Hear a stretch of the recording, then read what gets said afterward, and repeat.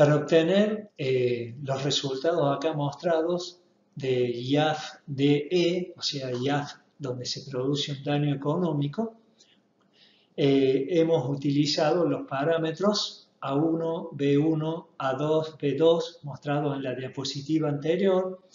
Hemos calculado en torno a los datos presentados en la diapositiva anterior cuál es el umbral de ganancia, o sea, el costo del control expresado en términos de unidades de rendimiento por unidad de superficie, y hemos aplicado la fórmula mostrada en las filminas anteriores. El resultado obtenido es que para el grupo 3, o sea, la variedad DM3700, el IAF-DE es de 3,6749, o sea que un IAF por debajo de 3,67 empieza a producir pérdidas que no son recuperables con la acción de control. En el caso de el grupo A4613, el IAF-DE es de 3,65. A partir de ahí empiezan a haber pérdidas que no van a ser recuperadas con la acción de control, y el IAF de daño económico para el grupo A5485, la variedad A5485, el IAF de E es de 3,4051. La diferencia entre el IAF crítico, que dijimos que era 3,8, y el IAF, donde se va a empezar a producir el daño económico, es la siguiente. Para la variedad DM3700 es 0,1274 unidades de IAF. Esto es un equivalente, multiplicado por la superficie que ellos tienen, de 1274 centímetros cuadrados de hojas que tiene que ser defoliada de los 3.800 centímetros, de los 38.000 centímetros cuadrados de hojas iniciales que hay en un metro cuadrado. Y lo mismo para los otros valores. Entonces tenemos 1.464 centímetros cuadrados de hojas y 3.989 centímetros cuadrados de hojas que es necesario defoliar o perder para que el cultivo baje del IAF crítico a el IAF donde se produce un daño económico. O sea, esa cantidad de defoliación es la necesaria para que el cultivo disminuya el rendimiento en una cantidad igual al costo del control, o sea, el costo de evitar esa disminución de rendimiento. Hasta aquí hemos calculado entonces el daño económico.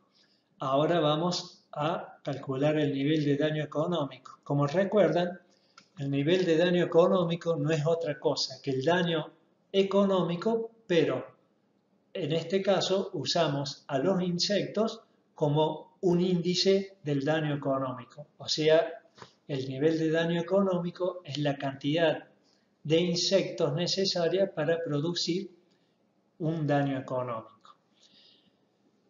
Para obtener eso, como la soja está sembrada a 52 centímetros de espaciamiento entre hileras, a este resultado que hemos obtenido de IAF, de disminución de IAF, lo vamos a dividir por 1,92 para obtener la cantidad de centímetros cuadrados por metro lineal de surco que es necesario se pierda para producir el daño económico. Y a ese resultado lo vamos a dividir por el consumo de las larvas. En nuestro caso, vamos a suponer el consumo de toda la etapa larval, o sea, los 74 centímetros cuadrados de hojas. Entonces, los niveles de daño económico y los umbrales de acción que se desprenden de esos niveles de daño económico son los siguientes. Para la variedad DM37 del grupo 3, entonces 9 larvas por metro y un umbral de acción de 7 larvas por metro. Para el grupo 4 es de 10 larvas por metro y el umbral de acción que se desprende sería de 8 larvas por metro. Mientras que para el cultivar del grupo 5 obtuvimos un nivel de daño económico de 28 larvas por metro y un umbral de acción de 22 larvas por metro. De estos resultados, lo primero que podemos observar es que hay una clara diferencia entre los cultivares pertenecientes a los distintos grupos de madurez en cuanto a la respuesta fisiológica de esos cultivares a la defoliación.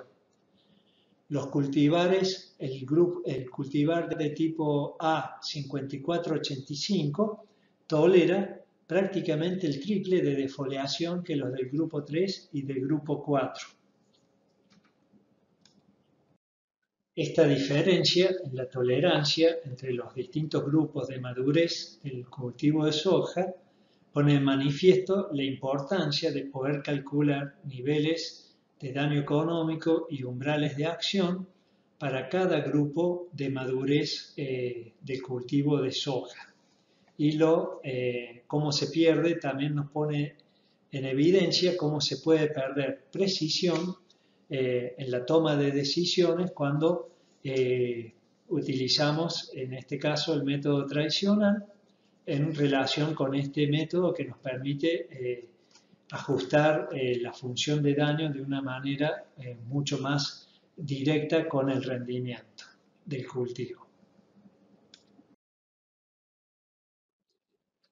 Supongamos que el cultivo, cuando llega a la etapa crítica de llenado de grano, el índice de área foliar que presenta ese cultivo es superior al índice de área foliar crítico. Como al comienzo, en el ejemplo que dimos, que un cultivo podría tranquilamente tener un IAF de 5 o superior. Vamos a suponer que en nuestro caso, los tres cultivares, los tres grupos, parten de un IAF inicial de 4,5. Mientras que el IAF crítico que habíamos definido para este problema es de 3,8. Esta diferencia de IAF, como habíamos dicho, nos está marcando cuál es la tolerancia del cultivo a la defoliación, porque cualquier defoliación que ocurra y que no haga bajar el IAF por debajo del valor de 3,8 no va a tener un efecto sobre el rendimiento de estos cultivos, de estos lotes. Por lo tanto, vamos a calcular cuál es la reducción necesaria de IAF en estos casos cuando el IAF inicial es superior, empleando la fórmula presentada en esta diapositiva, donde se contempla la diferencia entre el IAF inicial y el IAF crítico. Estos resultados nos van a dar una diferencia de IAF necesarias para que se produzcan las pérdidas económicas y con la misma metodología que hemos dicho de dividirla por 1,92 para obtener la cantidad de hoja por metro lineal que es necesario defoliar y por el consumo larval de Anticarsia gematalis, nos va a dar que partiendo de un IAF de 4, inicial de 4,5, el nivel de daño económico para el cultivar DM3700 es de 58 larvas por metro y un umbral de acción de 47 larvas por metro. Para el cultivar del grupo 4 se eleva a 60 larvas por metro y un nivel de acción de 48, mientras que para el cultivar del grupo 5 el nivel de daño económico es de 77 larvas por metro lineal de surco y un umbral de acción de 62 larvas por metro lineal de surco. Estos resultados claramente ponen de manifiesto la importancia de contemplar la tolerancia del cultivo en la toma de decisiones. Y obviamente ponen de manifiesto que como táctica de manejo para el control de defoliadoras, elevar la tolerancia del cultivo al daño es una muy buena herramienta de manejo. Entonces, el uso de variedades más tolerantes a la defoliación va a permitir elevar los niveles de daño económico y esto va a traer obviamente un gran beneficio en lo que hace al manejo de plagas. Por un lado, en cuanto a los costos de ese manejo, ya que la liberación y la necesidad de liberar insecticidas o de aplicar insecticidas se va a disminuir grandemente, o sea, vamos a tener menor aplicación de insecticidas.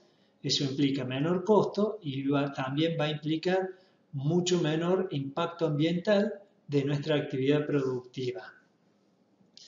Entre las formas de tener variedades resistentes a la defoliación, podemos decir que la arquitectura de la planta, o sea, el genotipo de algunas plantas de soja son más resistentes, más tolerantes a la defoliación que otras. En líneas generales, las variedades que tienen los folíolos horizontales y son menos resistentes a la defoliación que aquellas variedades de soja que tienen los folíolos oblicuos.